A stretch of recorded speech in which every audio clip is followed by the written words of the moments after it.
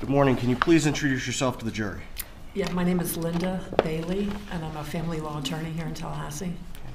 Tell us briefly about your educational background.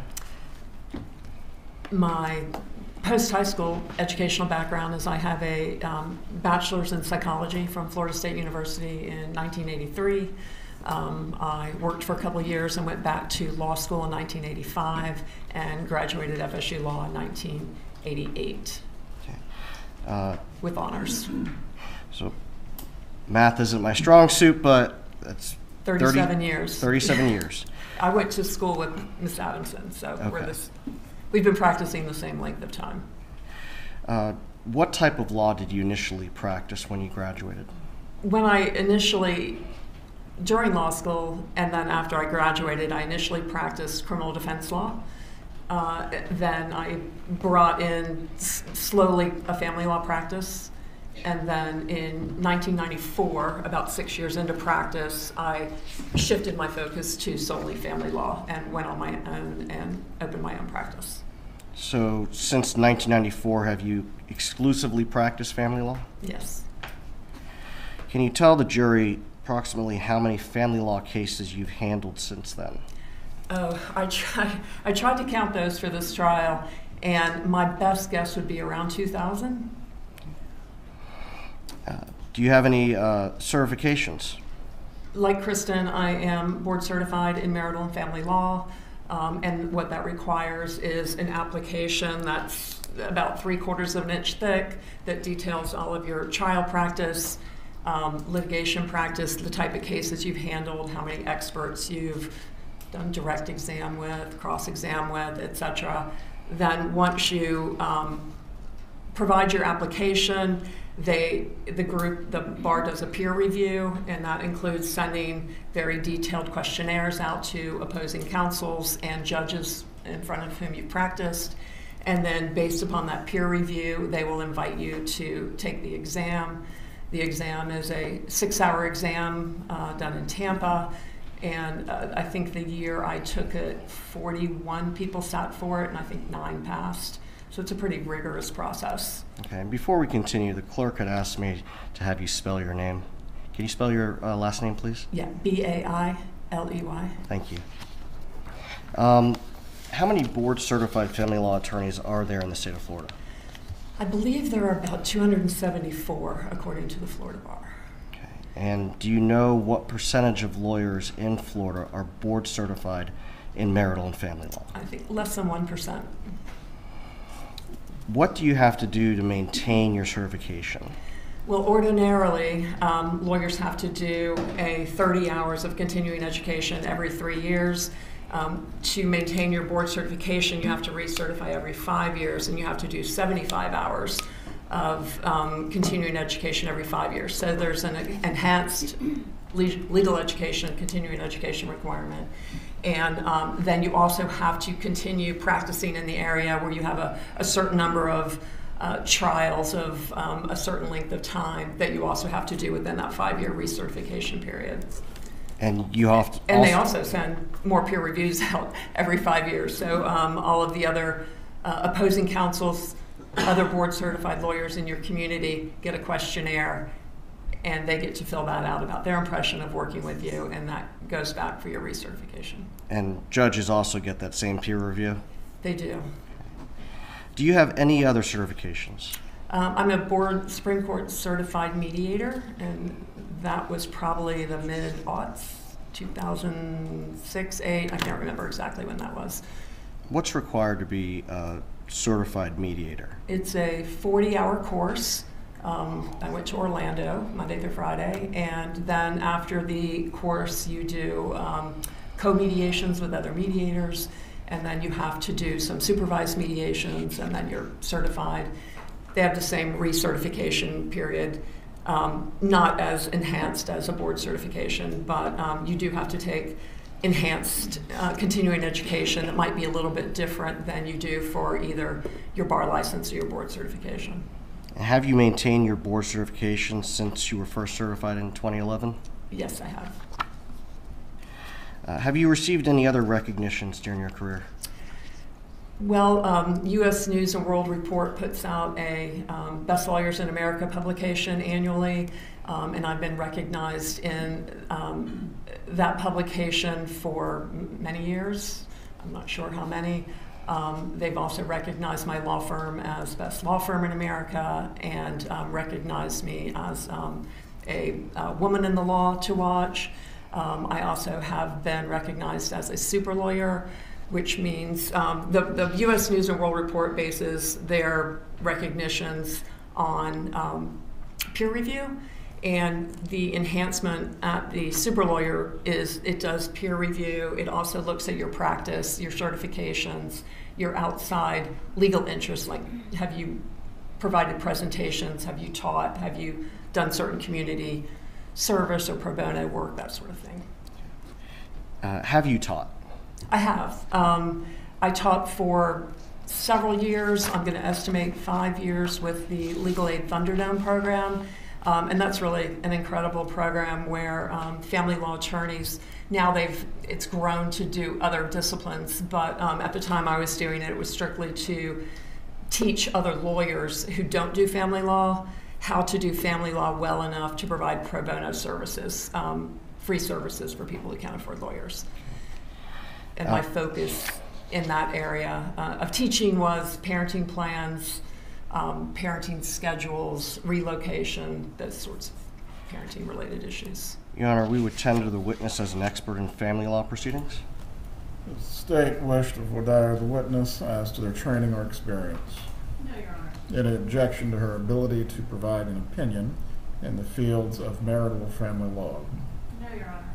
Members of the jury, the witness will be permitted to provide an opinion while she testifies in the areas of marital and family law. Thank you, Your Honor. In conjunction with your being retained as an expert in this case, can you tell the jury what materials you reviewed? Yes, my primary source was the divorce file between Wendi Adelson and Dan Markel. So everything from the petition that was initiated in September of 2012 by Wendi Adelson to the last document filed, which was, I believe, a suggestion of death. And did you review any other materials? I reviewed text messages that were provided to me. I believe they came through the state between Wendi Adelson and Dan Markel in the 2014 timeframe. I was provided, but didn't review thoroughly, text messages between Wendi Adelson and friends and other miscellaneous texts. There were some text messages between, I believe, her and her mother, but most of their communication, I think, was by email, and I reviewed the emails that I was provided between Wendi Adelson and Donna Adelson from maybe 2011 up through about 2017. I don't know if they were comprehensive because they were provided to me. Did you also speak with Ms. Adamson concerning her representation of Wendi Adelson? I did. I spoke to her for about an hour a couple of weeks ago to kind of confirm my impression of some of the motions that were filed. Okay. Now, can you you indicated that you reviewed the court file. When was the dissolution of marriage action begun? It was begun with a petition filed actually by Wendi, which she had a lawyer, Shannon Novi, for a brief period of time, and then she switched to Kristen Adamson.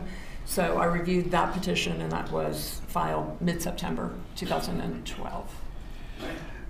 Did Wendi Adelson, in that process, file a motion for the court to determine a temporary parenting schedule? Yeah, just about a month after the initial petition, she filed a motion for the court to order a temporary parenting plan, which is normal, so you don't have chaos pending a final resolution. So that the filing of that motion is a typical step in a dissolution of marriage that involves children? Well, it's very routine because what you don't want is both parents showing up to school, picking up the kid on the same day, and the kid doesn't know where they're going. And it creates a lot of stress for the children if they don't have a plan. So important for the parties to get together early on and figure out what they're going to do until the court can make a final ruling. And what specifically was Wendi Adelson's request in that temporary parenting plan concerning time sharing? She asked for a plan that would provide 51% of the time to her and 49% to Mr. Markel, which at the time, it was much more traditional, if you will, for there to be a primary parent and a secondary parent. And it was thought at that time that having a child more solidly in one household versus splitting the 50-50 was more advantageous for the child. That thinking has now changed, where there's a presumption of 50-50, but back in 2011-12 time period, she had initially filed for majority time sharing, which was ordinary, but then actually in her motion for temporary parenting, she asked for a 59-41, which is 51-49, which is essentially 50-50. Why would one party ask for 51-49? Really, the only reason I can think of would be for an IRS tax advantage, so you'd be able to claim the children on taxes. To claim them as dependent? As dependents, yes. Okay. Or head of household? Yes. Okay. Now, you indicated that a lot of times these issues, it's important to establish them early on. Did Wendi Adelson and Mr. Markel have to go in front of the judge to get a temporary parenting plan put in place? No, they worked that out on themselves, by themselves, or through counsel. So they worked out an arrangement that was beneficial for the kids and allowed them to have time sharing? Yes, my understanding is they worked out a 50-50 arrangement. Okay. Now, we're using the term time sharing. We also have, during the trial, heard the term custody. Historically, has the term custody been used in family law proceedings? Not for many years. Not for many years. Gosh, it may have been a term back when I started practicing, but then it went to primary residence and secondary residence, and then it moved to simply time sharing. So there's been a change in the way we refer to it linguistically, because you don't want a secondary parent. You want all the parents to feel like they're full parents. So. Okay. And so the term custody is not something that is used in family law proceedings any longer? Not between parents. There's some, the term custody still lingers in some grandparent cases, which aren't applicable here. Okay. But when we're talking 2012 moving forward, the term custody was not used in family law proceedings for dissolution. Correct. Okay. And the term at that time was time sharing and parenting time. I believe back then it had shifted to time sharing. It may have been primary and secondary residence, but I didn't see that in the petition. She just asked for majority time sharing, so that must have been when that law switched. It was around that time. When Wendi Adelson initiated this dissolution, did the pleadings indicate that she was trying to prevent Mr. Markel from having substantial time sharing? No, I didn't see anything throughout the whole file. She tried to prevent Mr. Markel from having substantial time sharing. Can you tell the jury what is substantial time sharing? Well, substantial time sharing, again, the definition has changed. It used to be more, in this era, it was more than 40% time sharing. And now, for the purposes of child support adjustments, it's kind of been reduced to 20% or more. But I think when we're talking about time sharing versus how it impacts child support, substantial time sharing, I think everybody would accept would be 40% or more time sharing. So, in other words, when Wendi initiated the dissolution against Mr. Markel, she was not trying to prevent him from having 40% or more of the overnights. I never saw anything other than the 49-51. In your review of the family law pleadings, can you tell the jury how many contested hearings took place prior to the final judgment being entered? From my review of the pleadings, one partial hearing occurred, and that was the June 21st, 2013 hearing on Mr. Markel's motion to dismiss the petition for relocation, and then he had filed a motion to enforce life as he would have liked to have seen it, and then the relocation was all within one hearing. The court adjudicated the first two issues. His motion to dismiss was denied. His motion for enforcement was denied because there was nothing to enforce. There was no court order that required the things he wanted to enforce. And then... In other words, he was asking the court to enforce something that they had agreed on but hadn't been a court order? Well, I don't even know that they had agreed on things. He had kind of a sense of the way he would like to see life, which had to do with being really intrusive at Wendy's home. He wanted to go over there often during her time sharing. He wanted to have a great deal of contact. He wanted video contact, things like that. And so, and I think there was maybe a recommendation, I could be confusing this with a later motion, where the child care owner had made a recommendation about something, and he wanted to enforce the recommendation from the owner of the child care. None of those were enforceable because they'd never been ordered by a court or even put into any sort of formal document. So that was denied. So let me understand correctly, he was asking for court authorization to be able to go over to Wendy's house? In that particular motion, I could look at my notes, but I don't remember exactly the detail. Ordinarily, when you file a motion for enforcement, you have a court order that says the other side has to do A, B, and C.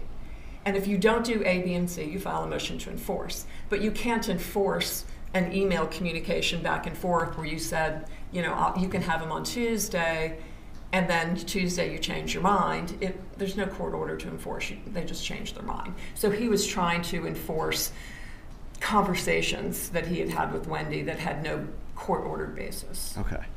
Now, you mentioned the motion, Mr. Markel's motion to dismiss the petition for relocation, his motion for enforcement.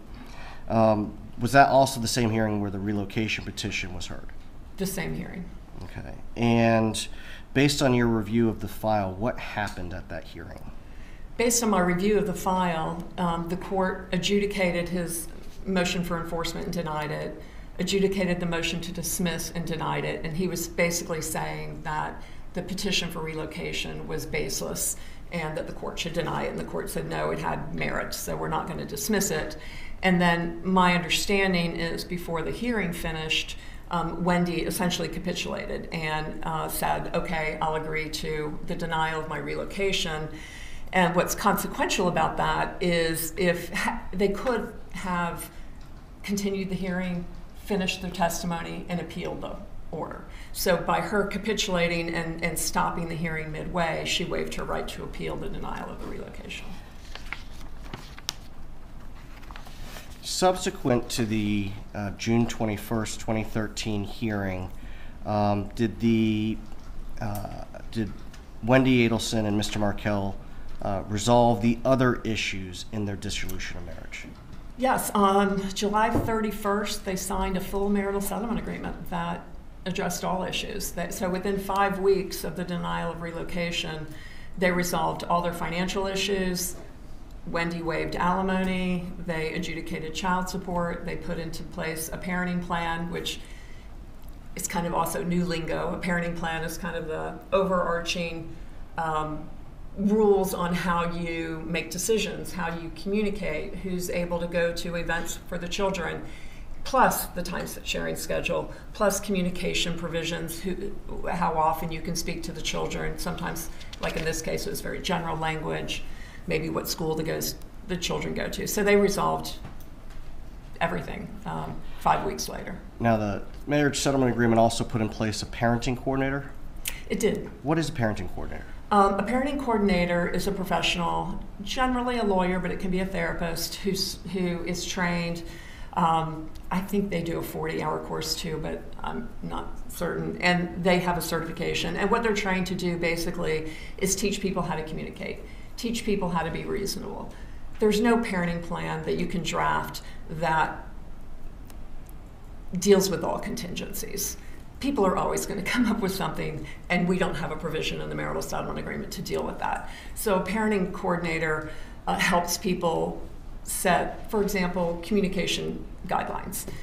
Maybe one person is calling 10 times a day, and that's overbearing and it interferes with the other parent's life in households. So a parenting coordinator may help them reach agreement on what a reasonable communication might be. Maybe it's once a day at 7 o'clock. Maybe it's every other day. Maybe it's 2 times by video and 4 times by telephone or something like that. So they help them work out the details and just keep the conflict low.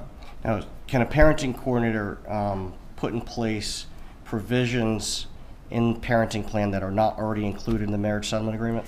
No, the parenting coordinator's role is to help the parties have a civil discussion and come up with a reasonable resolution.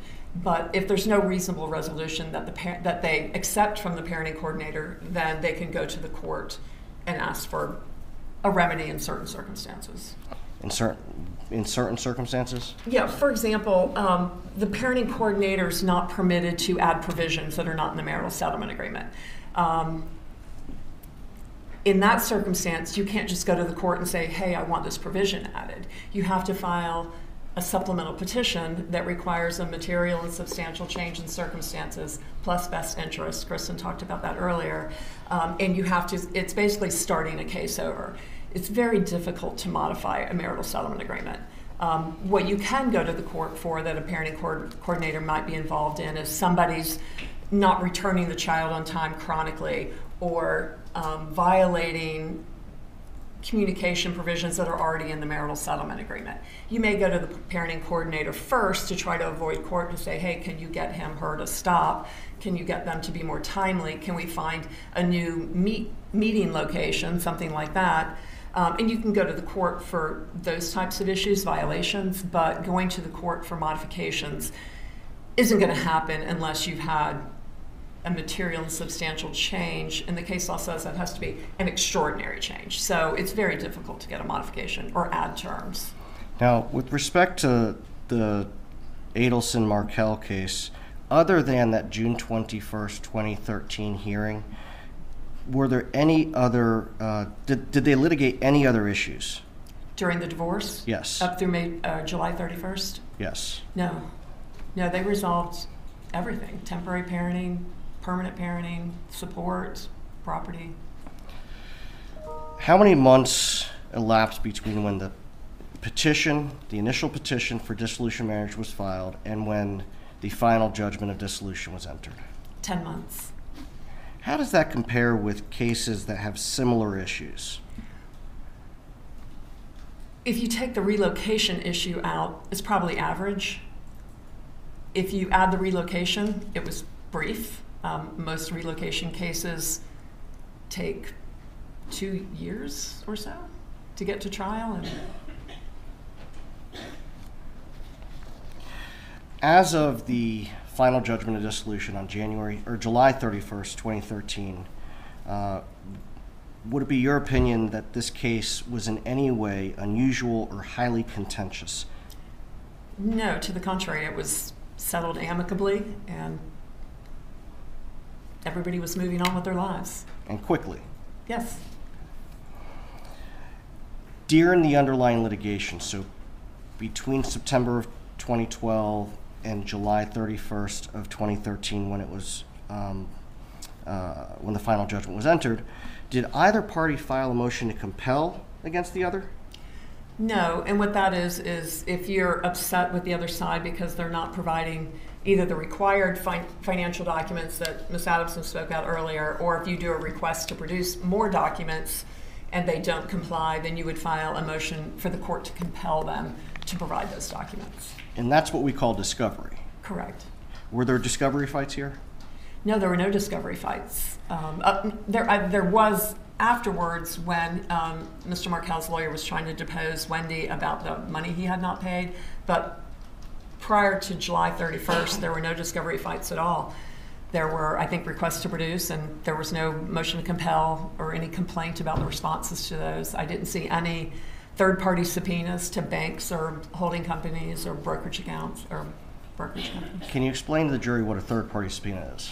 Yeah, so for example, if you believe that a party has an asset that they're not disclosing, and if you know, in general, sometimes we do kind of blanket ones, but generally if you know where those documents might be held, whether it's Fidelity or Wells Fargo or Bank of America, then you can do a subpoena. You do a notice first, and then you have to wait 10 days, and then you can issue the subpoena directly to the bank or the person holding those records and ask them to provide you the records directly, so you don't have to get them from the other party. So sometimes we'll have parties who just don't cooperate. They don't provide anything. We know they have retirement accounts. I have one right now, and he will not give us his retirement account because he does not want it split.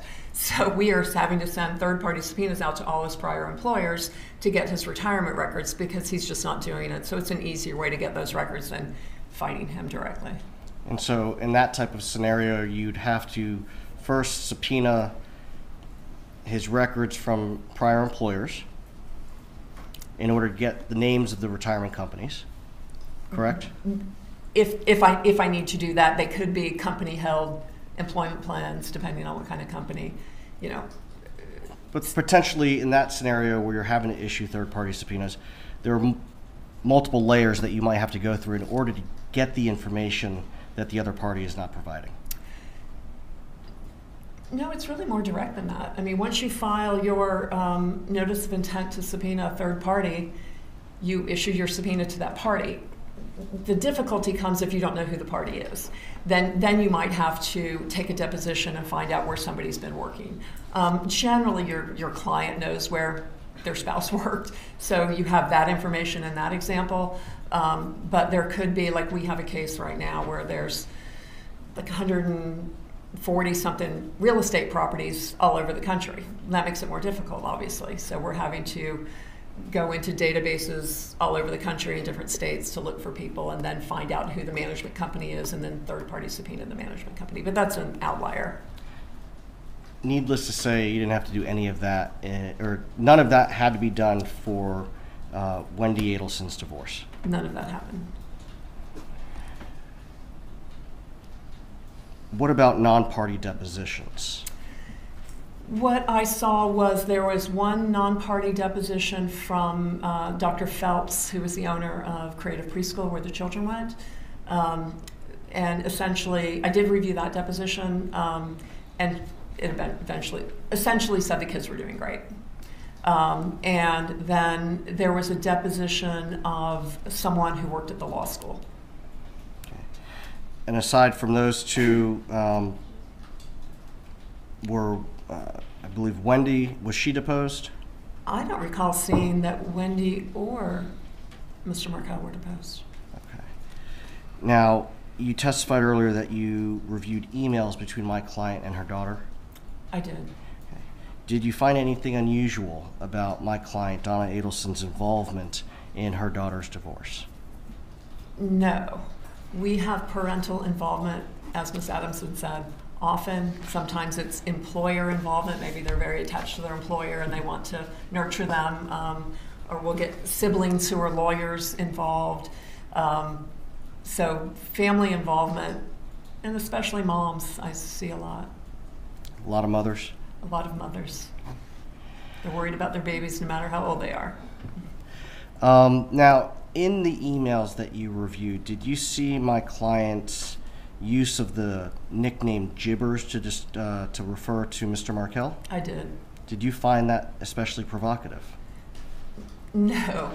I mean, Jibbers means someone who speaks gibberish. And if you look at Mr. Markel's motions and memorandums and responses he filed in this case, it was somewhat applicable. He was very verbose. If you looked at his enforcement of things that Look at Mr. Markel's motions and memorandums and responses he filed in this case. It was somewhat applicable. He was very verbose. If you looked at his writings as a complete layperson, they may at first glance seem somewhat intimidating, but when you broke them down paragraph by paragraph, they were inconsistent. They didn't make sense. They referred to, in multiple situations, he was seeking enforcement of things that were not court ordered, even afterwards in the February 2014 timeframe. So he was very wordy. He would file a 16-page response, and then he'd file a 16-page memorandum that said the same thing, and then he'd file a motion related to that said the same thing. So he was, a lot of his, the things that he filed, papers that he filed, which were signed by his lawyer, but they were consistent throughout all the lawyers, so it appeared that he was drafting them, were very, very wordy and full of hyperbole. In that same vein, the lawyers that represented him, have you litigated opposite them in the past? I have. The pleadings that they signed on Mr. Markel's behalf, are those consistent with the pleadings that you've seen them author in the past? No, it appeared to me that Mr. Markel was drafting these pleadings because they just weren't drafted in a way you would draft them, and they didn't, again, make sense. They were internally inconsistent. For example, moving up to the February timeframe, he was complaining about fraud by Wendi Adelson and not disclosing accounts as if that impacted the settlement. But then he said, very shortly or in the same near paragraph, that he knew she had these accounts because he managed one of them, and he knew about the other account as well. So all he had to do was do third-party subpoenas to Schwab. He knew a Schwab account existed. That was easy. And so you can't say fraud, I made a decision without knowing, and then in the next paragraph said, but I knew these accounts existed, that's why I know she's committing fraud. Okay. So in reviewing those particular motions, the one that he filed February of 2014, what was your opinion about the strength of that being granted? Well, Wendi filed a motion for enforcement at the end of October 31st, I believe, 2013, which complained about the $80,000 or so dollars. I think there was some question whether he paid $50,000 or $51,000 or $52,000. But anyway, he was essentially just around $80,000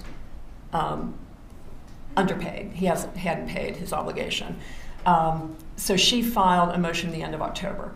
Then there was no response, nothing. His lawyer withdrew. There was nothing in November. There was nothing in December.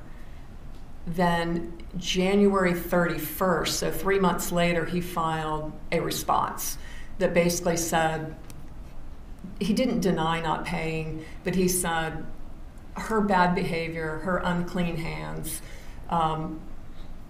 give me a valid excuse for not paying her, essentially is what he said. And that is not legally, I don't think it was a very strong legal position. Okay, and we'll come back. We'll come back to that. Okay. I want to back up to the June 21st hearing when relocation was denied. Mm-hmm. Did my client, in the emails you review, appear to push back on Wendi and try to get her to do certain things? Well, what I saw from what I was provided in the hearing, I think, was on the 21st. And there was a couple of days, maybe the 23rd through 26th, something like that, where Donna Adelson, maybe the reality of the relocation had set in, the denial, and she was upset. So she was sending emails going like, how can we undo this? Or is it possible to undo this? And then Wendi responded, I think at the end of that, Mom, I'm at peace, I'm good. And then they dropped off. There was no more communication that I saw between them. Certainly after the July 31st final judgment, was there anything else where relocation was attempted or discussed? Not that I saw.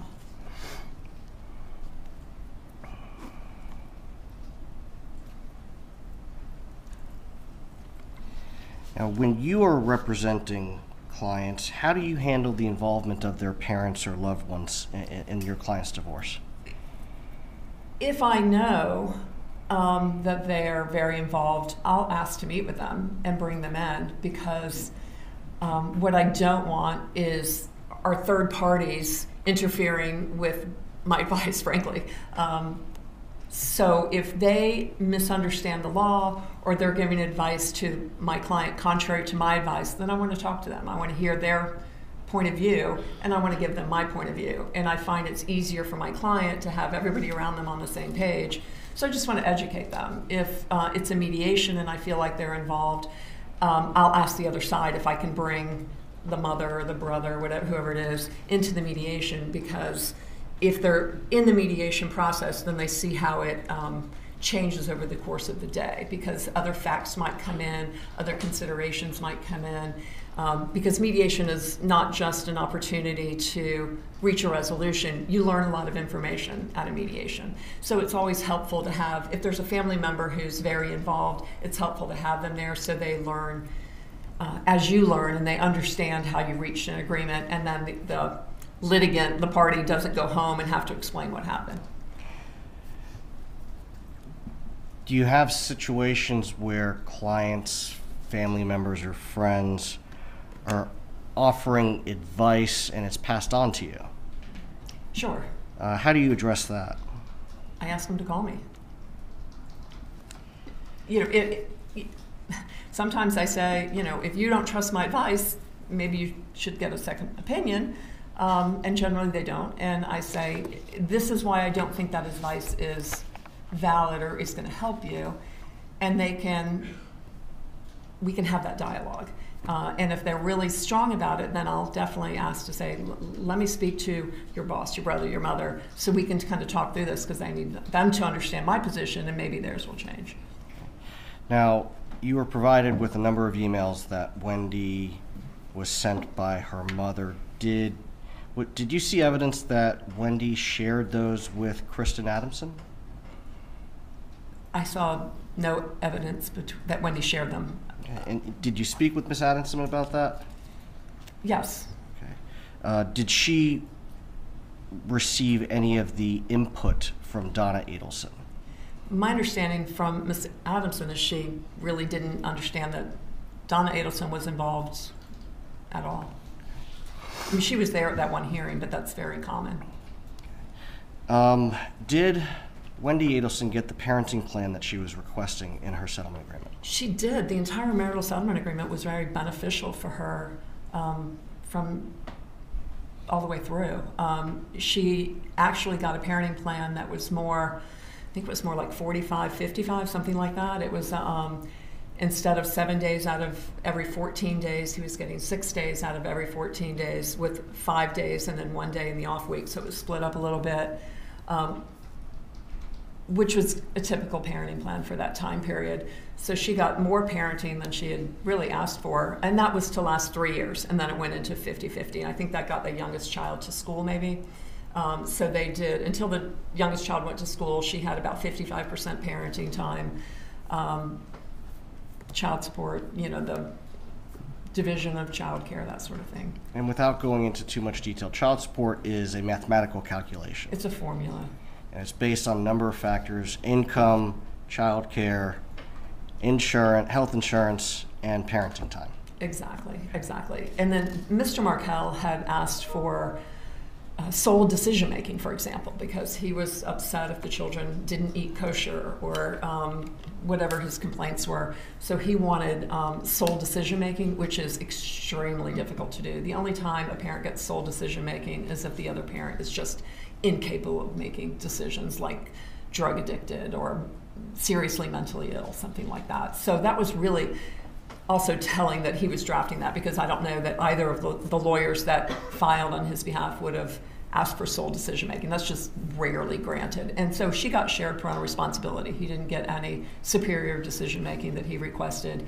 He also requested for more than 50% of the marital assets, because he said he earned more and he created the assets more than she did, which is not a valid legal position. And she got what appeared to be equal value of assets. Of the marital estate. Of the marital estate, which was part of that $120,000 he was supposed to pay her. Did Mr. Markel get the 50-50 time sharing he was requesting? Not immediately. He had to wait 3 years for that, by agreement. And you mentioned keeping the boys kosher. Was Wendi Adelson required that the boys keep kosher? That I don't know. I think there were some issues about that. In the marriage settlement agreement, was that required? No. Was she required in the marriage settlement agreement to allow Mr. Markel to come over to her home during her time sharing? No. That would be extremely unusual. In the marriage settlement agreement, was she required to have the boys available for video calls? No. Was Wendi Adelson, throughout the litigation, requesting that the boys be available nightly for her to speak with them when they were with their father? No. Was Mr. Markel granted every Jewish holiday? No, I think he had requested that, but he was not. They alternated the Jewish holidays. Was Wendi Adelson required to continue counseling with Mr. Markel and follow the advice of those counselors? No, and that would be an improper order. The court can't delegate decision-making to a third party like a therapist. The court can't say, you need to go to your therapist and follow their advice.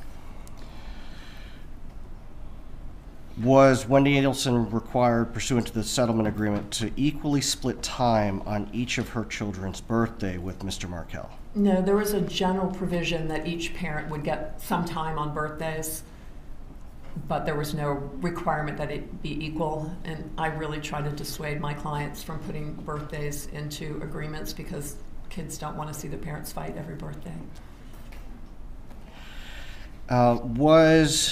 Were either parties prevented from allowing the children to see anyone else unsupervised in the marriage settlement agreement? No.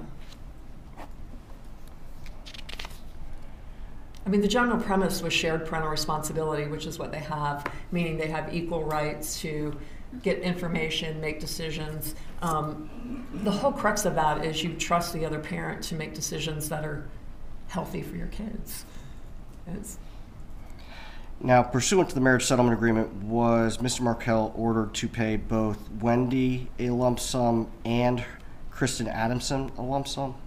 Yes, he was ordered to pay $120,000 directly to Wendi Adelson and $10,000 towards attorney's fees to Kristen Adamson. In what types of cases is one party ordered to pay or agree to pay part of the other party's attorney's fees? When there's a disparity between assets and income, so it can be assets or income or assets and income. I think in this situation, Mr. Markel's income was twice or so Wendy's, and his assets, from what I understand, including the non-marital assets, were more substantial than Ms. Adelson's. In your opinion, was the marriage settlement agreement that was incorporated into the final judgment favorable to Wendi Adelson? Yeah. Yes. Now, later... It was very fair. It was measured. I say that favorable only because he was asking for things that would have made it unfavorable and that were unusual requests. And at the end of the day, he gave up on those, and they got a very typical marital settlement agreement. So from September of 2012 until the final judgment, July of 2013, as far as the litigation is concerned, it was not very contentious. Not at all. Now, after July 31st of 2013, did either side file any enforcement actions? Just 3 months later, the payments for Mr. Markel were due within 60 days, so that would have had them due at the end of September. And so, taking Kristen Adamson at face value that she tried to work this out during the month of October, on October 31st, she filed a motion for enforcement of the what's left of the 120, 70-ish, plus the 10 for fees. Okay. So Mr. Markel had 60 days to pay those amounts. Correct. And Ms. Adamson waited until 90 days after the agreement was entered, the judgment was rendered, and 30 days after the deadline, she Correct. waited to file. She did. And even that was a pretty ordinary motion. It didn't ask for any drastic sanctions. It didn't ask for jail time, anything like that, which couldn't have been ordered. It would have just, she's looking for a judgment that she can execute on. So you have to get a formal civil judgment from the court, and then you can execute on that by attaching other assets or garnishing wages, that sort of thing. I've had the court open up and get retirement assets and kind of claw them back from the marital estate to make the person whole who doesn't get paid. Okay. Now, in reviewing the emails between my client and her daughter after the relocation hearing, did you see any correspondence trying to encourage my client, I guess it was after July 31st, to encourage Wendi to do anything about relocation? Not that I recall.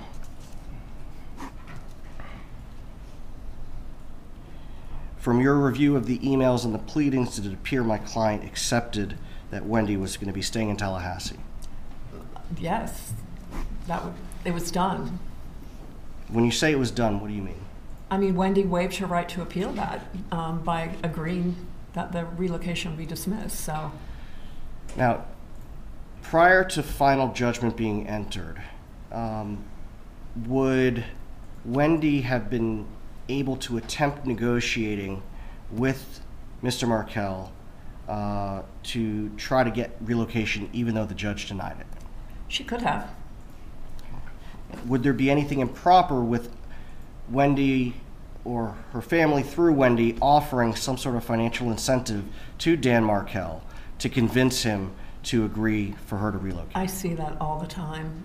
I mean, I had a client pay $850,000 to somebody who didn't, to get her to not relocate. I've seen $35,000 to get a, whatever parenting plan you want, or to get less time. So depending on your financial circumstances, that number can be wide-ranging, but it's common. And in mediations, it's often common to see where the pain points are. If the pain point is money, then you use that pain point to get what you want on parenting. It's a negotiation, so that's routine. Nothing unusual about Routine. that. Okay. Now, you testified earlier that you were provided text messages between Wendi Adelson and Dan Markel after the divorce was finalized. Yes. Although they didn't agree on everything, did it seem to you that it was amicable? Yeah, I was only provided, I think, what the state provided to you, which was between maybe April of 2014 through June of 2014. So it was a few months period, even after these motions had been filed that kind of upped the temperature a little bit, and they were working well.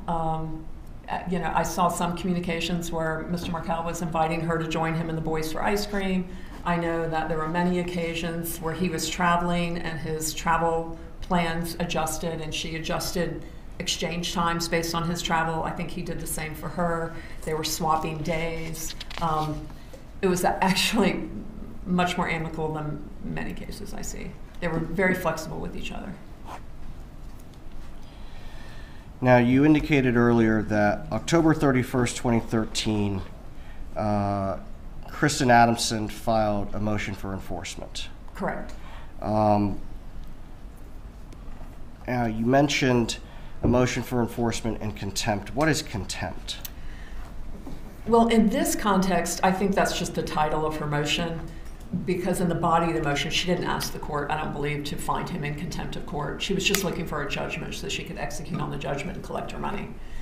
So although the motion itself may have been entitled enforcement and contempt, the prayer for relief didn't include any request that the court find him in contempt? I don't recall seeing that at all. I think the court said make him pay, ask the court to make him pay. And what that means is give me a judgment so I can enforce on that judgment, however that may be. It's just a a collections issue. You indicated that you don't think it was there. It would be helpful to see the pleading itself. Sure. May I approach the witness?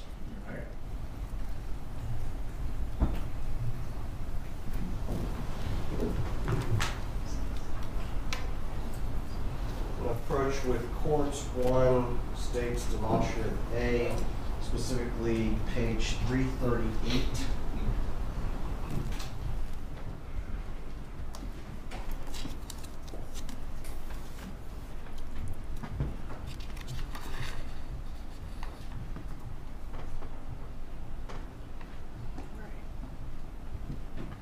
Is that the October 31st, 2013 motion that Ms. Adamson filed? It is. Okay. And the body of the motion, does it seek anything concerning contempt?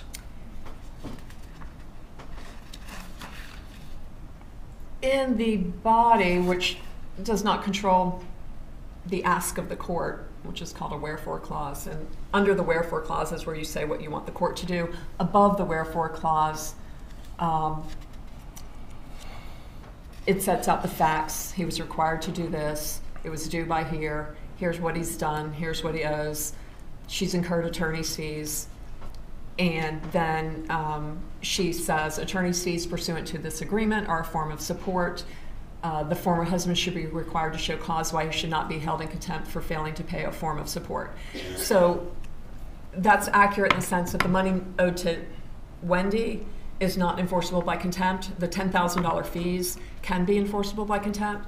So she says that above the line, but then the wherefore, what she asked the court to do is enforce the marital settlement agreement, require him to immediately transfer to the former wife the remaining amount due to her pursuant to the marital settlement agreement, together with statutory interest on the same, order him to immediately pay the wife's attorney's fees of $10,000, and award her attorney's fees for this action.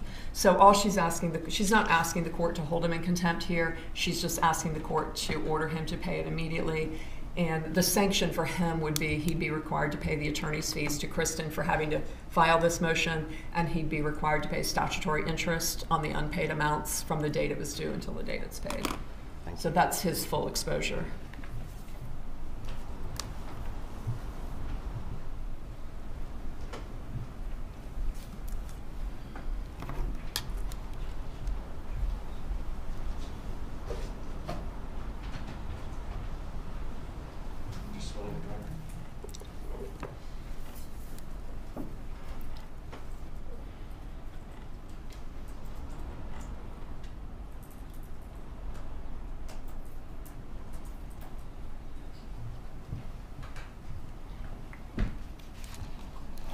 In the scheme of this dissolution and the circumstances of this case, was the amount of money that Ms. Adelson was seeking through this enforcement motion an enormous amount? I didn't view it that way. I viewed it as kind of an annoyance that she had to go through these hoops to get the money because he had the money and he owed the money, but it wasn't going to put her out on the street. Did you believe, is your opinion, that that motion for enforcement that was filed on October 31st, 2013 had merit? Absolutely. And what were the possible repercussions to Mr. Markel?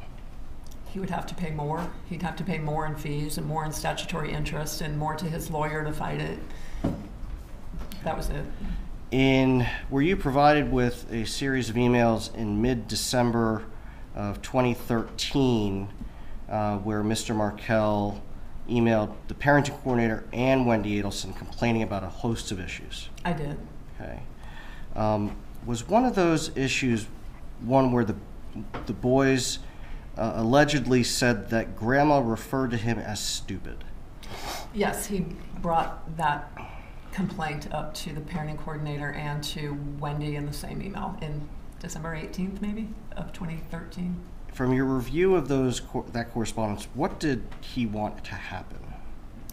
My recollection is he was asking Wendi to be mindful of that and to be alert and make sure it didn't happen. Did he ask that my client not be around the children unsupervised?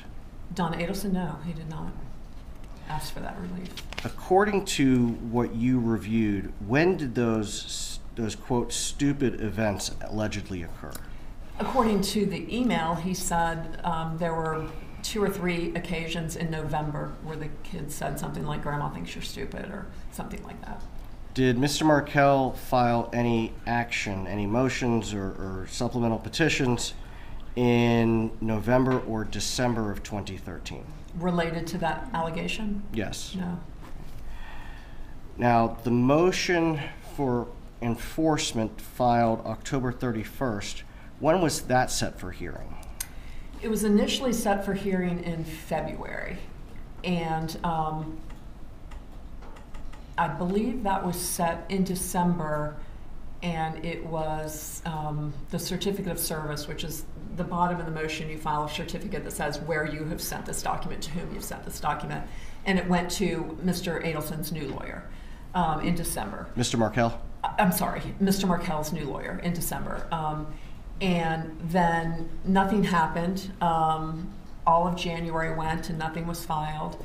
And then the end of January, which at this point is 3 months after the motion was filed, a response was filed. And then the response basically said, yes, I owe the money, but I don't have to pay it because Wendi had these other financial violations. And then she referred to the Schwab account that you've heard about, and a retirement account, I think. And then 2 weeks later, I think it's February 14th, he filed a motion for contempt against Wendi. In that February 14th, it was kind of a companion document to the January 31st response. Again, he would do multiple filings on the same issues. He again just addressed, but a little more vehemently, the allegations of financial fraud. It was only a financially focused document. What defense did he claim to have to avoid paying Wendi Adelson as he'd been ordered? My recollection is his defense was that she did not put on her financial affidavit a certain non-marital asset, but he knew that an asset existed, but it was fraud. It was kind of circular. And there was, he said he didn't have a updated document at the time of the marital settlement agreement or something like that to know what the then value was. But those are all pre-divorce issues. So he had ample opportunity during the divorce to do third-party subpoenas or motions to compel or other ways to get those documents. And then, according to Chris, all of those were dealt with in the marital settlement agreement anyway, and I don't have any reason to doubt that. But yeah, he was just trying to say one good breach deserves another or something like that, and it wasn't legally supportable. That's not a valid defense. Pardon? That's not a valid defense. I wouldn't make that defense, no. Okay. Now, if a party in an action believes that there has been fraud in the underlying, securing the underlying agreement, is there a way in which they can contest that? There is. If you're alleging fraud, and if it's fraud in the financial affidavit, you don't even have to do it within the first year. But there's a rule that Ms. Adamson referred to. It's called 12.540, and that's where you can move to set aside the marital settlement agreement based on fraud. So if you find out later that they had won the lottery before you and didn't disclose, or that they had some stash of gold bars somewhere or whatever, you can come back in and say they didn't disclose that. But it has to be material. And so the case law is pretty clear that the fraud has to be an actual fraud that impacted the agreement. For example, I think there's one case that talks about maybe there was some minor $3,000 to $5,000 tiny IRA or something like that was never disclosed. They just had forgotten about it. It was very small in relation to the rest of the assets. And the court said that didn't really impact anything, that we're not going to set aside an agreement based upon that. In other words, it's a high hurdle to overcome. And it had to have impacted you. Okay. In this instance, it was clear from Mr. Markel's own motions, he knew about these assets. So I think his fraud allegation was completely baseless. Now, in some of his emails and filings, he was asking for 100% time sharing, more restrictions, more access to the kids. Did he ever present a proper pleading to the court to try to get those things? No. What happened was he did the January 31st response, and then he did the motion against Wendi on the financial issues February 14th. And then towards the very end of March 26th, after Kristen had filed a motion to dismiss his fraud motion as being a sham pleading, essentially, I guess he kind of ramped it up a little bit. So he filed a motion complaining about parenting. And it had maybe 10 different points. It was very long. Each point was maybe a page long of different paragraphs. And in that motion, almost all of the related violations were not violations at all. There were no court orders requiring her to do what he wanted her to do. So he wanted a certain number of video calls, and she didn't give him enough video calls. Well, video calls weren't required. He asked for a certain number of phone calls, and a number of phone calls wasn't required. He was asking for, there was some right of first refusal. He didn't like that when Wendy's parents would come to town, that she would maybe go have dinner with friends and let them spend time with the kids. Or she would let them stay home from school so her parents could spend time with them, and they were little babies. And he didn't like that because he wanted to be able to go to the child care during her parenting time so he could see them every day. And I think the child care person had asked him probably not to do that, but he wanted to do that. And he wanted her to go to like a therapist and follow the therapist's advice on basically doing what he wanted her to do. So it was a lot of noise trying to enforce something that wasn't a provision to enforce. There was no underlying court order to enforce. And is that the pleading that Ms. Adelson filed a motion to dismiss about? That may have been, I was thinking she filed it against the February 14th, but I could look at my notes and clarify if you'd like me. If it would be helpful. It would be helpful.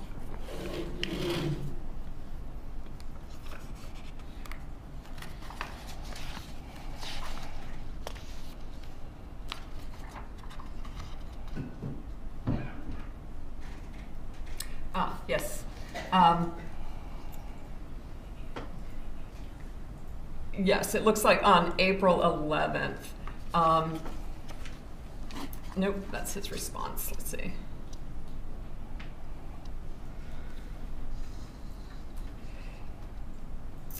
Yes, it was before my recollection was correct. She filed a motion to dismiss on March 10th. To dismiss the motion regarding the fraud that he alleged on February 14th. And then I think as a response to that motion to dismiss, then he kind of amped it up with this motion to enforce that dealt with the parenting issues.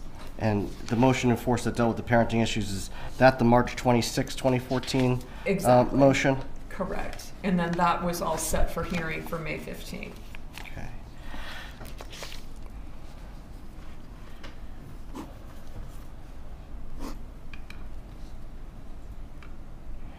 The complaints that he raised in the March 26, 2014 motion, you indicated there were things that he was asking for that hadn't been ordered.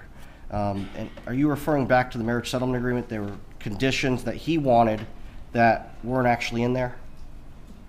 Right. He was trying to enforce his view of what this post-divorce parenting should look like.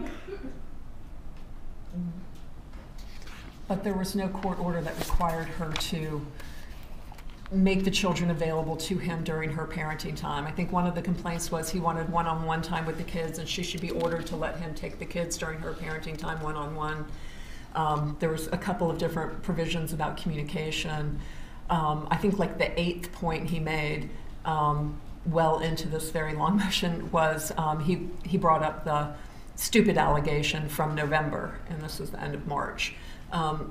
So I didn't see anything in his allegations that had any recent problems with him being disparaged or by anybody calling him any names. So he mentioned that. I think it was his 8th of 10 points in that motion.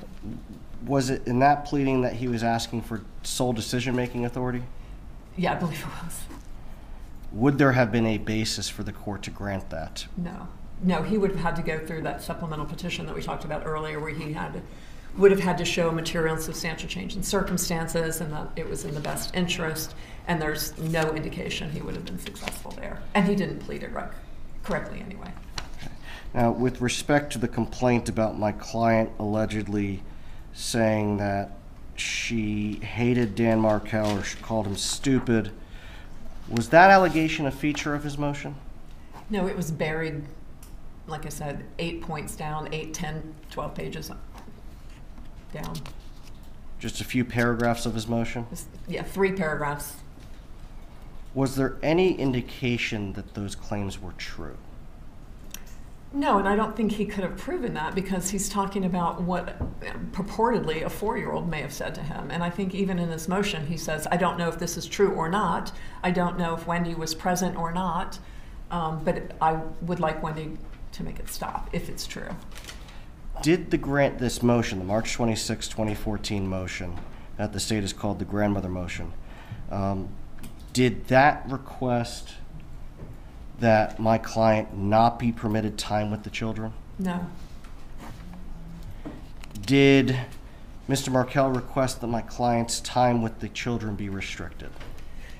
The only thing he requested, and he had the first right of refusal, maybe 0.4 or 5, and then he kind of tied in this grandparent thing on 0.8. But what he appeared to be upset about mainly was when she came to visit and they kept the children home from school, that he couldn't go visit the children at school, so he didn't want her having unsupervised time as it related to the first right of refusal. He wanted the kids to go to school and not be left alone with the grandmother because he wanted to see them. The same thing with the evenings. If she went out to dinner because her mom was in town and it gave her a chance to run out and see a friend or something, he wanted Wendi to have to call him so he could watch the kids even though mom's there to watch them, which that's not the purpose of a first right of refusal. I was just about to ask that. What is the purpose of that? Well, the purpose is if a parent is unavailable and can't provide care for a child, then you offer the other parent the first right to take care of the child. It's not if, my rule, or what I tell my clients is if you can't make it to the hospital, if you can't meet the ambulance at the hospital, it's a first right of refusal. You need to have a parent available who can take care of any emergency. It's not to prevent the kids from having sleepovers or spending nights with grandma or anything like that. That's a normal part of a kid's upbringing, and so you don't want them to never be able to spend the night with grandma or never be able to go to a friend's house because they happen to be in a divorced family.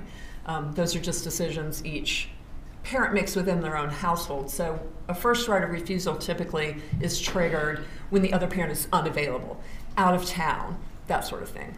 Okay. Now, have you ever seen a scenario where a court prohibited a grandparent from having unsupervised time with their grandchild? Only in one occasion I can think of, and he was a convicted child molester. What is your opinion about the persuasiveness of the March 26, 2014 motion that Mr. Markel filed? I think it would have been similar to what Ms. Adelson described the judge saying in the middle of the relocation hearing, which is, don't file things like this. I don't think it would have been well taken by the judge at all because it was a complete waste of everyone's time and money and emotion because it was baseless. It didn't tie to anything. Now, even if his allegations had been true, would the court have been permitted to modify the terms of the marriage settlement agreement based on his filings? No. Why? You have to do a supplemental petition if you want to modify terms of the marital settlement agreement. You can enforce terms, but you can't modify terms. In reading the motion, does it appear to be intimidating? No, I think when I was making notes, I put insert eye roll here. It was a lot of words. And he was obviously wanting life to look like what he wanted it to look like, but that wasn't reality. So it's just a matter of breaking down each allegation and addressing them. Should Wendi Adelson or my client Donna Adelson have felt threatened, or would they have felt threatened based on that motion? They shouldn't have, and that's one of the reasons I wanted to call Kristen, because again, when I read that motion, I was kind of taken aback that a lawyer would have signed that and allowed that to be filed. And I thought it was kind of nonsense, and I wanted to get Kristen's take on that and see if she agreed, and she did, and she said that she had advised Wendi of that, and that's what I would have expected from her. Okay. In the emails or text messages that you reviewed, did you see any communication that indicated that my client Donna Adelson was aware of that March 26, 2014 motion? No, not what I was provided. I saw early during the divorce period that Wendi had sent her mom a couple of documents. I know the petition for relocation, that Donna helped make suggestions to beef up the facts, which I thought were pretty helpful suggestions, because, like Ms. Adamson said, relocation is extremely difficult, and you really have to have as many facts as you can to support yourself. So I saw that there was some editing and some input on that petition. But after the divorce, I didn't see any communication about sending pleadings. I don't even know that I saw any reaction from the financial motion, but certainly not from, I saw nothing either that she communicated the motion to her mother or that her mother reacted to it in any way. I didn't see any responses. Would Mr. Markel have been able to sustain his burden of proof for that motion? I'm sorry, say that again? Would Mr. Markel have been able to sustain his burden of proof for that motion? No, I don't think so at all. You know, if you're talking specifically about like point 8 about calling him stupid, his only evidence is a 4-year-old child. Otherwise, it's hearsay, and I don't think a judge is going to talk to a 4-year-old child about whether their grandma thinks their dad's stupid. It's just, there's so much worse that goes on. That's not significant. In your experience, what do judges typically do when this type of allegation is raised? My experience is the judge tells everybody to behave themselves and sends them on their way.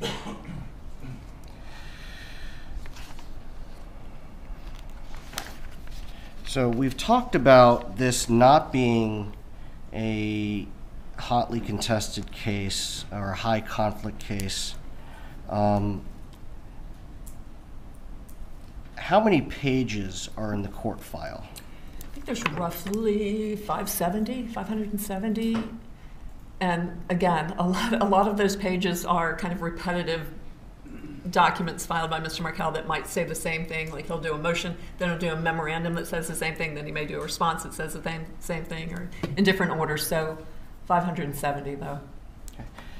Do you know how much in attorney's fees Wendi Adelson incurred, attorney's fees and costs, for the dissolution of marriage and the enforcement proceedings that began afterwards? I only know what Ms. Adamson said, which is around $30,000. Now, in your career, have you worked true high conflict custody cases? I have. Okay. In particular, do any come to mind that involved an attempt to seek relocation? Yes, I had a particularly conflictual relocation case that started in 2018 and went through 2021. So about 3 years? Yes, including an appeal. Your Honor, may I show the witness the demonstrative? You may.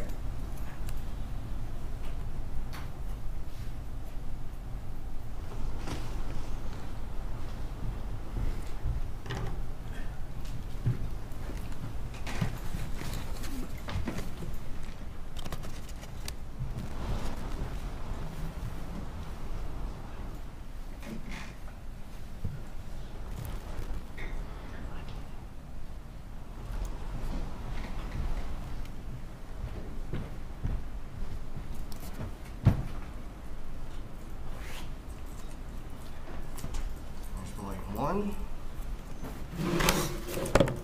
Volume 2, Volume 3, Volume 4, Volume 5. Is there a question for the witness? Do you recognize this file? Yes, I think I forwarded this to you. And are these 10 volumes a example of a hotly contested relocation case? Well, I just count 500 pages per binder, so that looks to be about 5,000 pages. I think the actual pages were over 10,000, so this doesn't appear to be all of it. Okay. And there were 2 volumes on the record on appeal, so perhaps only one of those volumes got printed. So the clerk's file in the case that we're referring to as the demonstrative is twice as big as what we have in front of you. Yes, based on just assuming 500 pages per notebook. Thank you. Please sit down, Ms. Bailey.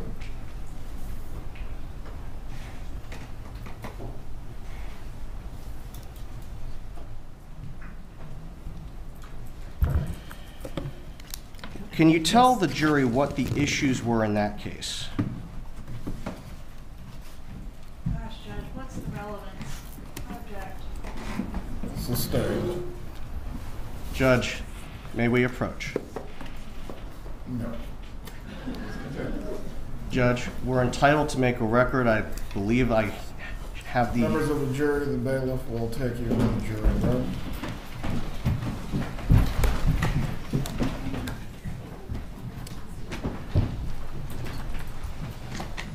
You may be seated. The relocation issues within this case are certainly relevant.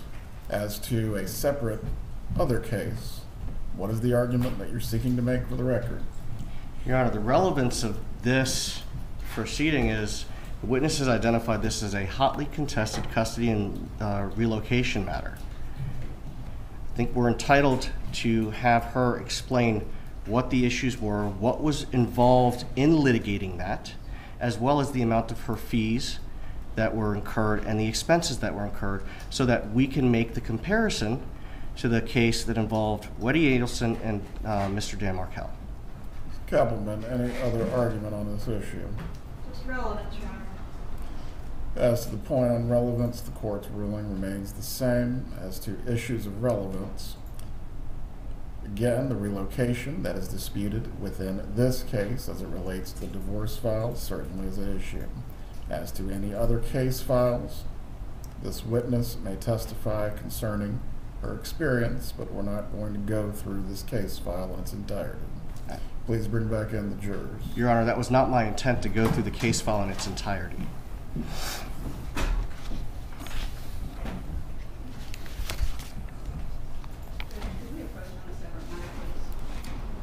It's brief. Ms. Bailey, please step down, step out of the court or the courtroom doors. If you can radio Deputy Bunk to leave the jurors in the room, please approach.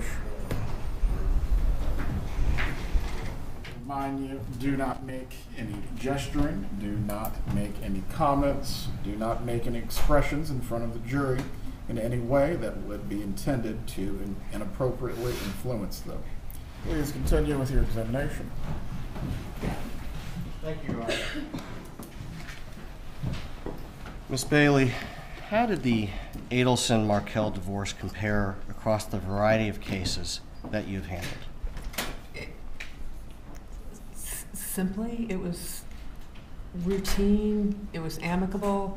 I've done similar cases that have had anything from 2-day to 7-day trials.